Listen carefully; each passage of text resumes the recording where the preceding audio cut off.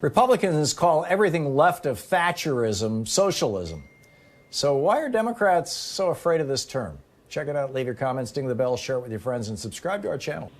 Hi, Tom. Good afternoon. I was wondering, and the reason why it caught my attention, it was in the Washington Post today. It involves our Congress lady, or Congresswoman, Abigail Spanberger. Yeah, there was a conference call that Democrats had that apparently the call, a lot of it got leaked. Basically, what it boiled down to was she was the most vocal about it, which is unusual because I know her from way, way back, about what the House leadership did to really cause a horrible problem for anybody who was a moderate, because the House lost 10 seats, and they weren't all Southern Republicans either. And the thing is about getting rid of what Spanberger said, just to put it in context, she said, we need to not ever use the word socialist or socialism ever again. We lost good members because of that. If we are classifying Tuesday as a success, we will get effing torn apart in 2022.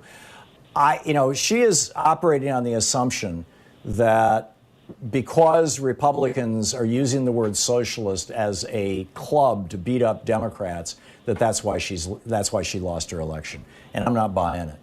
I'm just not buying it. And I get it that right now the corporate-funded Democrats in the Democratic caucus, who are a majority in the Democratic caucus, are doing everything they can to tell the progressive Democrats in the caucus, who are funded mostly by individual donations in their districts or even all around the country, to telling them to shut up and stop talking about things like Medicare for all. You know, our donors, the big health insurance companies, are really upset that you're talking about Medicare for all. Our donors, the big oil companies, are really upset that you're talking about a Green New Deal.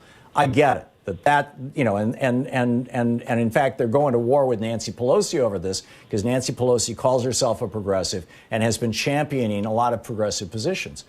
But, I don't believe that that's why they're losing their elections. If you've got moderates, in quotes, losing their elections, and I had a list of everybody who lost an election here just earlier today, and most of them were people in, so-called red states.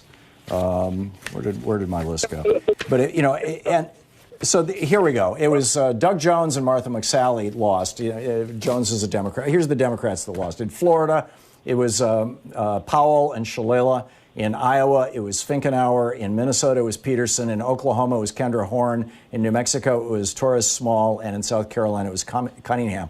None of those people are outspoken progressives. They were all so-called moderate Democrats. And so they are now blaming their loss on the progressives.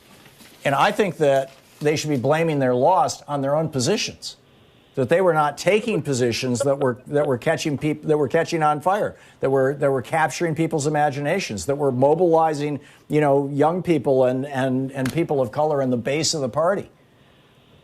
Well, can I ask you a question, though? Two things. Trump did better in Virginia, worse in Virginia this time than he did before. And in the 7th district, which he's in, Trump did worse than he did before. So I don't think your argument really holds water, because people obviously didn't like Trump. And she won. But who represents the 7th district? Huh?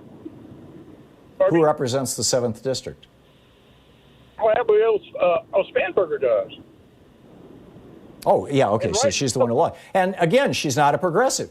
In fact, she has disdain for progressives. So if you're looking at the Democratic base, the first law of politics is never betray your base, always excite your base. If the Democratic base wants $15 minimum wage, the Democratic base wants Medicare for all. I'm talking, polling of voters all across the country, over between 65 and 90% on these issues, right across the board among Democrats. They want Medicare for all. They want a Green New Deal. They want free college education. This stuff that has been labeled socialism by some of the people like Spanberger, by some of the so-called moderate Democrats, and all of the Republicans. It's not socialism, first of all. Secondly, it is what the Democratic base wants. And so if you're campaigning, Spanberger, on things that are not what the Democratic base wants and you don't get reelected, why are you surprised? But I don't think that's a fair call, because the only part of Virginia that might be progressive is Northern Virginia by D.C. The rest of the state's not.